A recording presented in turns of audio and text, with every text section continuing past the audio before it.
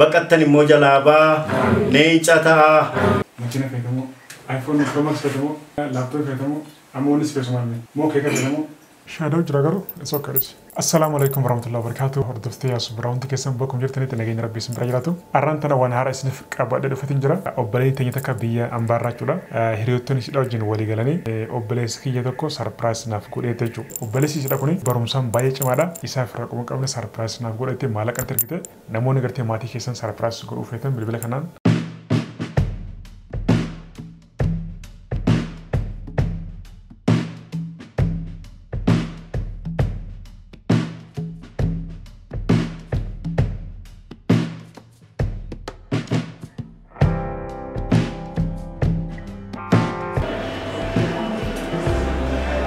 Amman tana karaa burraayuun deema jira. Sarpiraayisii fuudheen deema jira.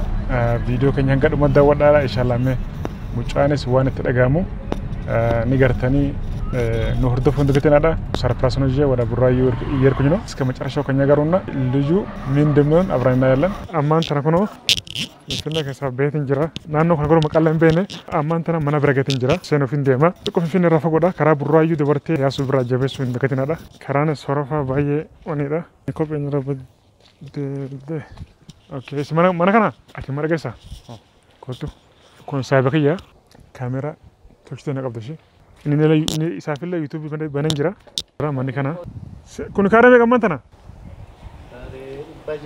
baja mashallah baja rifet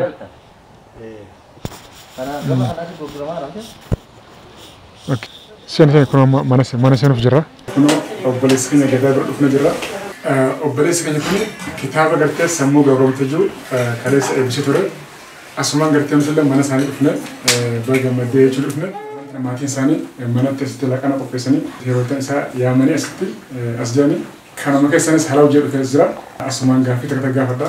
Ani maqaan koo Gadaa Jireenyaan jedhama. Itti aansuudhaanii maatii koo kana naa qopheessanii utuu hin beekin addanatti ijoollee hiriyoota kootiillee akkasitti argaman gochuudhaa fi innis kun asitti affeeramee akkasitti na bareechisaatiif baay'ee galateeffadha. Itti aansuudhaan Gadaamee kitaaba kana barreessuudhaaf wanni si kaasimalme jalqaba kaka'umsa qofa osoo hin taane yaadumta akkasii dhalootuma waan namaaf laatamu natti fakkaata. Garuu immoo dhalootuma namaaf laatamu jechuunis hin danda'amu.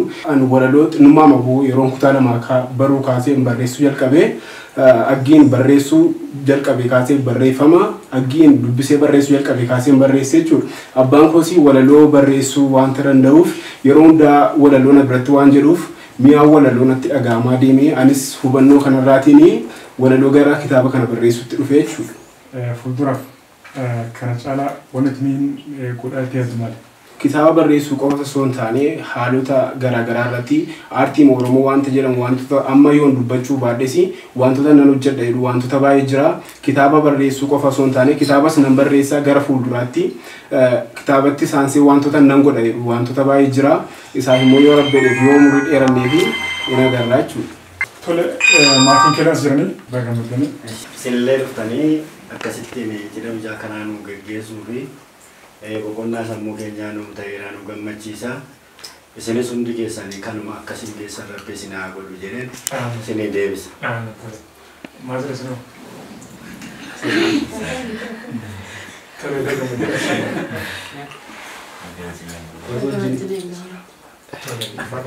Mucaan kun xinnummaa maqaasii yaada guddaa qaba waan ta'eef baay'ee ilaalchi qorra ture. Ilaalchi sabaas akkuma kan gara fuula duraatti saba Oromoo kaayyoo saba Oromoo keessa jiru baasee barreessee borummoo kana caalaa akka inni guddatu hawwii guddaan qaba. Rabbis immoo waaqayyoon nuun amanannus immoo bakkaan akka nu gahu jaallanna. Garuu gara fuula duraatti ammas kana caalaa waa'ee aadaa Oromoo waa'ee saba Oromoo rakkoo saba Oromoo keessa jiru miidhama saba Oromoo keessa jiru baasee dubbachuu isaatiif baay'een gammada. Ammas immoo kana caalaa akka inni itti fufu nan barbaada. Gadaan kutusun kooti baay'een jaalladha. Duraan dursee as tagamu keessatti guddaa galatoomaa akkasumas hiriyoonni gadaas hiriyoonni maamees ijoolleen firaas baga nagaa dhuftanii isin jedha. Isis waras kaameraamaas baga nagaa dhuftanii gadaan akka kootti kun isaaf jalqabaa hojii baay'ee miti. Isaaf jalqaba ganaa waan baay'ee turraa eegama. Anillee gadaanii wanta inni hojjete kanatti baay'ee gammachuu qaba. darbee akka riyyaattis ta'e akka nama tokkootti gadaanii aartii Oromoo keessatti copha tokko waan guddaa tokko sammuu garboome gaafa inni barreessu gammachuu guddaa tokkotu natti dhaga'ame akka riyyaasaatti tanaanii akka nama tokkootti jechuun barbaada. Kalee guyyaa kaleessaa galma giddugala aadaa Oromootti yeroo inni eebbifamu yaadota jiran adda addaallee taa'ee akka nama tokkotti tilmaamaan ture ilaalaan ture. Namoonni baay'een yookiin immoo aartistootni illee akka eebbi kitaabaa jiru tun beekni goranillee kitaaba sammuu garboome kana maal fakkaata jedhanillee maqaa masaarraa ka'uudhaanii mata duree manni filate ilaalle ka'uudhaanii yoo ilaalle kitaabni kun kitaaba guddaadha. Uummanni Oromooillee hundumtuullee jajjabeessuu qaba gadaa bukkee dhaabachuu qaba jedhu. Asitti hundi keessan dhuftanii argamu keessanii fi baay'ee naa galatoomaa. Innis sammuu garboome jedhee sammuu garboome argee barreessuu isaatii fi galata guddaan qabaa fi dargaggeessa kana wal deemaa reefuu dhufu kanarraa kitaaba hamma kanaa hin eegne. Dhugaadha dargaggeessi inni baadiyyaa mana fiilmii mana garaagaraatti dabarsaa.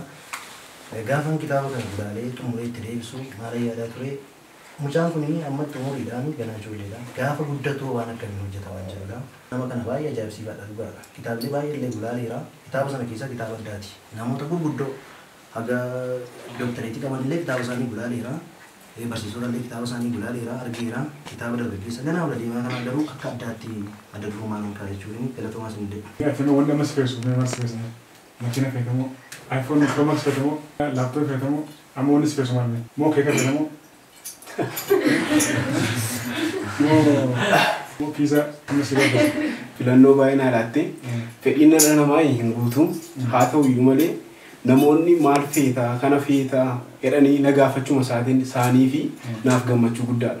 Anaaf keekii irraa iPhone irraa makiinaa irraa mana irraa yaaduma namni kun naaf qabu naaf gaadha galatoomin jedha. Kanaaf iyyuu malee kanan fedha sanan fedha osoo hin taane fedhi koo maatii nagaa wajjiniin jiraachuu hiriyoota nagaa wajjiniin jiraachuudha isinii wajjiniin illee nagaan jiraachuudha gara fuulduraatti illee wantoota gaarii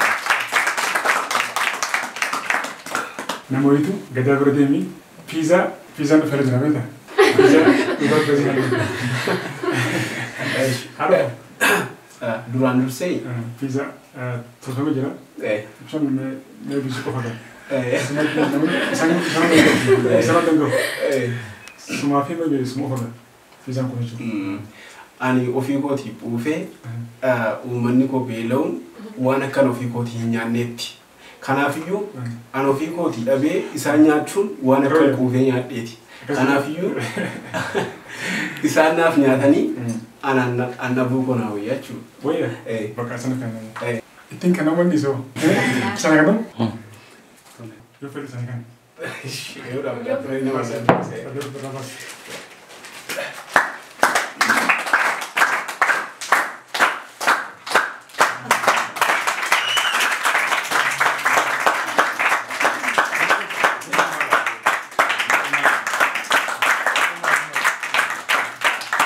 Amma ni fudhatamoo isaan haa ta'e.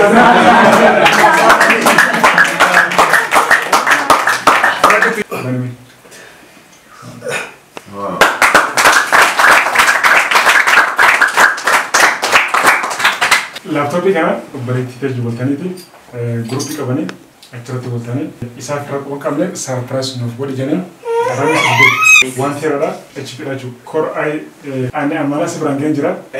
Istimaatu dhagahame. Tole obboloonni koos hiriyoonni ishee amma kana yaadanii wanta kana sinenne yeroo jiru waan hundumaa caalaa jaalalatu caalaa jaalala kana naaf qabaatanii wanta kana naa gochuun isaanii baay'ee tokko gammachuu natti dhagahame. Isaan immoo makiinaa binnaa fi jenne beektaa. Ani makiinaa bitanadha. Yeroo itti amma makiinaa bitan mucaan kun ni badaa. Barreessuu ni badaa. Amma tuwwanni iduma beektaa. Dhukkeen akka asirraa seenne asirraa godhamu bishaan shaayiin settee yoo naqamte guddus jiraa inni ife gita. Shaayii buna kan irraa ni gita. Kun immoo namoozii gita.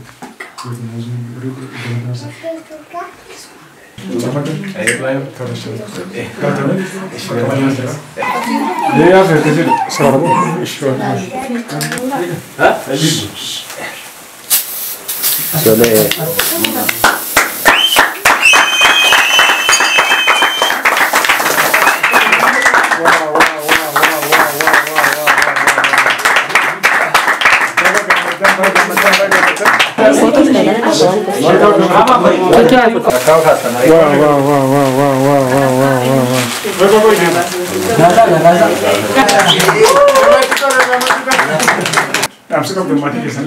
Ijaan koo kunis sammuu ijoollummaati kana yaade wanta kana hunda hojjechuutii fi baay'een itti gammada. Isin hiriyaansa warri duukaa dhuftanii kabajan illee baay'ee guddaan isinitti gammada. Bakka yaadaniin isin haa ga'uun jedha. Bakka dhaabbii keessanii bakka toltu haa godhuun jedha. Bakka deemsa keessanii bakka milkii haa godhuun jedha. Bakka rafiitii keessanii bakka abjuu gaarii raftanii abjoottan isin haa godhu. Bakka dubbannaa keessanii bakka dhugaa haa godhu. Biyya keessan immoo bakka bilisummaa isin haa godhu. Hamaa fi hamtuu isinirraa haa deebisu. Hamaa biyya keenyatti diina nurratti dhufaa jiru Rabbi nurraa haa deebisu. Nagaaf nageenya keenya wal qabannaa keenya tokko nuuf haa godhu. Wal hubannaa keenya tokko nuuf haa godhu. Tokkummaa keenya cimsee gidduutti Rabbitti nuuf haa fufu. Hamaan keenya immoo bakka fedhee lixaa baati nu jalaa haa kufu. Gaarummaan immoo ilma Oromoo laal walii yaaduuf walii ooluun itti nuuf haa fufu. Biyyi keenya hundumaa baalixaatiin nagaa Rabbi nuuf haa godhu. Isiniin dargaggoo kana immoo Rabbi isin haa tiisu. Afaan nagaa isin haa dubbisu. Milkii isin haa deemsisu. Milkii isin haa bushu.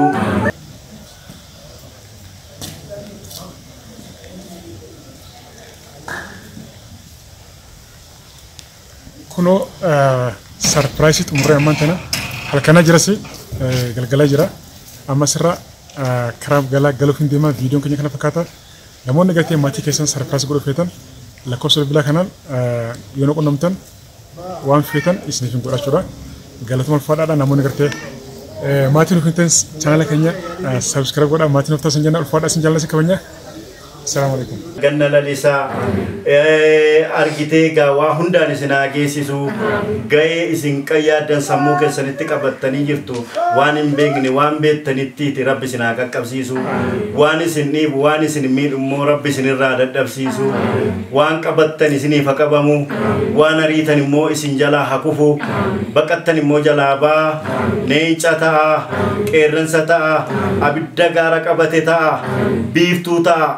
Ji'al kanita nuuri hundumaa kun ifaadha akkasiin ifaayi jaalalli immoo isin gidduutti gaarate yaa guddatu dhugaan immoo ilmate yaa dubbatu ilma dharaa Rabbi isin hin godhini ilma dhugaa akkasuma Rabbi isin haa godhu hiriyaansaa warra dhuftee argitee sitti geggeessaa jirtan immoo Rabbi isin haa milkeessu tokko tokkoon haadha keef abbaa kee warra kaleessallee nu geggeessaa oolan ijoollee kabajaatiin illee kana dura amma kana duukaa jooraa jiran illee Rabbi isin haa milkeessu ilmaan Oromoo mara laal argite kan fagoo jiru kan lixa jiru ka baa jiru ka ala jiru ka biyya keessa jiru illee Rabbi haa milkeessu milkiin kanaan booddatti laal argite goobana abaaru fedhe Oromooni abaaree goobana abaarsatti nu abaaree nu immoo laal argite gaa amma eebbifnee sin qajeeshuudha Rabbi isin haa qajeeshu.